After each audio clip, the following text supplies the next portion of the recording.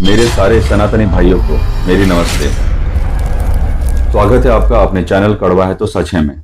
सारे सनातनियों को राम मंदिर के निर्माण के आरंभ हो जाने की बधाई। हम अपने जीवन काल में रामलला विराजमान को अपने मूल स्थान में देख पाएंगे। यह संभव हो सका है तो लाखों प्राणों की आहुतियों के बाद, 520 सालों के संघर्ष के बाद। जय श्री राम। 26 मई 2020। सोचा जो तारीख पूछ रहे थे ना, उनको दोबारा तारीख बता दूं। कुछ कहने से पहले एक छोटी सी बात। एक गाजर लेकर उसके 2 टुकड़े कर दो। एक को चाशनी में, दूसरे को नमक में डुबो के रख दो। कुछ दिन बाद एक टुकड़ा मुरब्बा बन जाएगा और दूसरा टुकड़ा अचार बन जाएगा।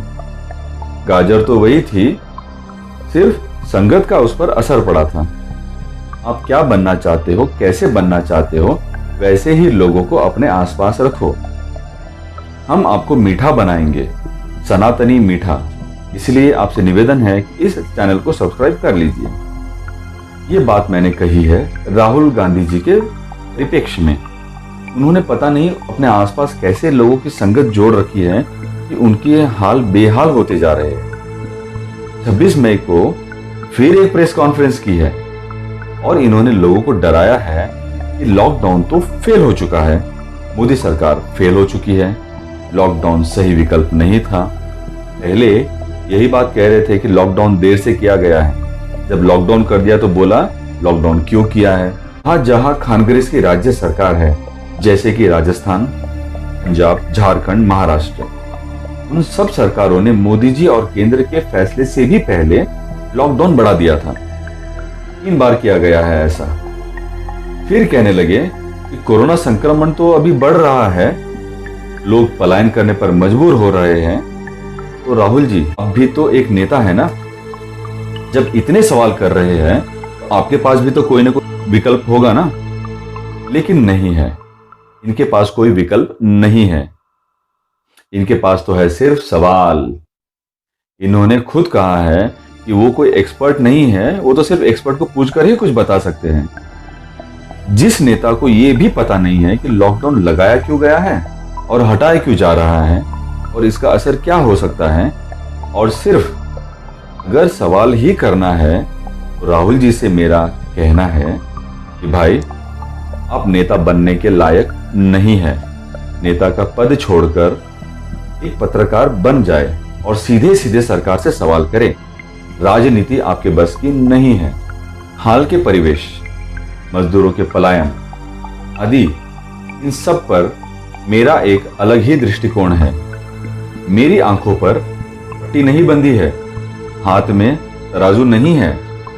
मैं सिर्फ सबूतों और गवाहों के बिना पर ही सारे निर्णय नहीं करता हूं। वैसे फैसले मिलॉट को ही जचते हैं। हमारा अपना भी एक विवेक है जो हमसे सही और गलत की पहचान करने में मदद करता है, क्योंकि आंखों देखी और कानों सुनी बात भी झूठी हो सकती है।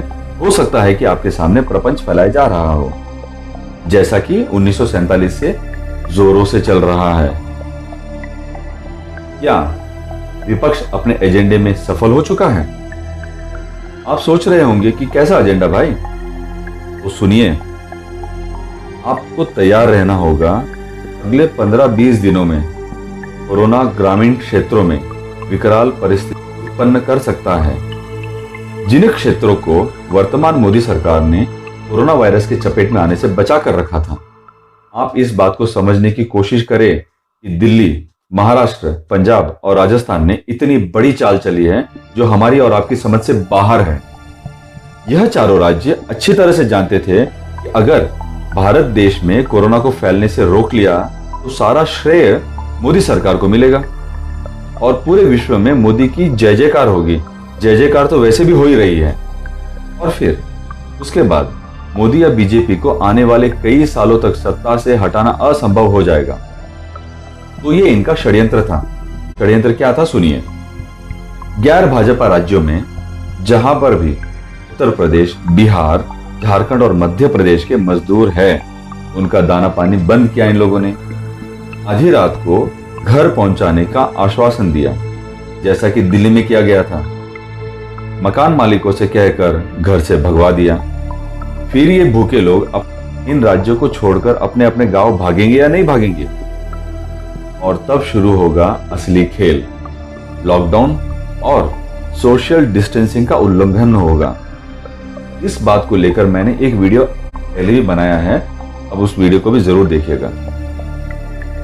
ऐसा होने से भारत में कोरोना वायरस का तेजी से प्रसार होगा, जिससे विपक्ष को क्या फायदा होगा। वो कहेंगे कि मोदी और भारतीय जनता पार्टी की छवि को बिगाड़ने में उनको सफलता मिलेगी और हो सकता है कि अगली बार चुनाव भी जीत जाए ये लोग। हो सकता है कि मैंने तुक्का मारा है, लेकिन अभी मैंने जो कहा अगर यह सच नहीं है, आप लोग मुझे इस बात का जवाब दीजिए कि जितने भी बांग्लादेशी रोहिंग्या है इस देश में, क्या आपने उनमें से किसी एक को भी देखा है जो वापस बांग्लादेश या म्यांमार जाने की कोशिश कर रहा हो या पैदल निकल गया हो? मुझे पता है कि जवाब आप लोग जानते हैं, विपक्ष के लोग भी जानते हैं, लेकिन खुलकर नहीं बताएंगे क्योंकि इससे इनका एजेंडा खुल सकता है। विपक्ष को इस बात से कोई फर्क नहीं पड़ता कि कोरोना से बीजेपी शासित राज्यों के लोग पीड़ित हो रहे हैं या कांग्रेस शासित राज्यों के लोग। विपक्ष को तो बस कोरोना से देश में एक विकराल स्थिति को पैदा करना है, जिससे कि वर्तमान सरकार के खिलाफ माहौल बना सके और लोगों में यह संदेश पहुंचा सके कि वर्तमान सरकार तो असफल है, वर्तमान सरकार तो फेल है। दोस्तों, आने वाले दिन कुछ कष्टदायक हो सकते हैं। आशा है कि मोदी सरकार को यह सब नजर आ रहा होगा और वो इसके लिए तैयार होंगे। इस वीडियो को इतना शेयर करो कि बात सरकार तक पहुंच सके। कोरोना का प्रकोप इन गांवों तक अगर पहुंच गया तो हमारी स्थिति कल्पना के परे होगी, विकराल होगी और फिर आप लोगों में से ही कई मित्र मोदी सरकार को गाली देते मिलेंगे। फिर एक और पांसा फेंका जाएगा, जिसके अंतर्गत विपक्ष राज्यों के मुख्यमंत्री इसी बहाने राज्य के खाते में सीधा धन मांगेंगे और फिर शुरू होगा मोदी फेल है, मोदी इस्तीफा दो, बीजेपी हाय हाय आदि का रोना धोना। हो सकता है कि मैं गलत हूं, मैं तो चाहता हूं कि मैं गलत हो जाऊं इस बार। कोरोना गांवों तक ना पहुंचे भाई, हो सकता है।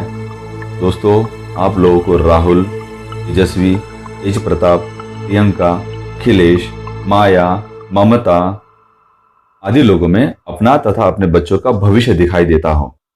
मुझे तो बिल्कुल नहीं दिखाई देता है। क्या करें, हमारी नजर ही ऐसी है। चमचे मुझे भक्त कहेंगे, लेकिन मैं किसी भी नेता से ऊंचा अपने देश को मानता हूं। दोस्तों, आज के मेरे विचार आपको कैसे लगे? जानकारी से भरपूर लगे हो? कमेंट करके जरूर बता देना। तो दोस्तों, आज के लिए इतना ही।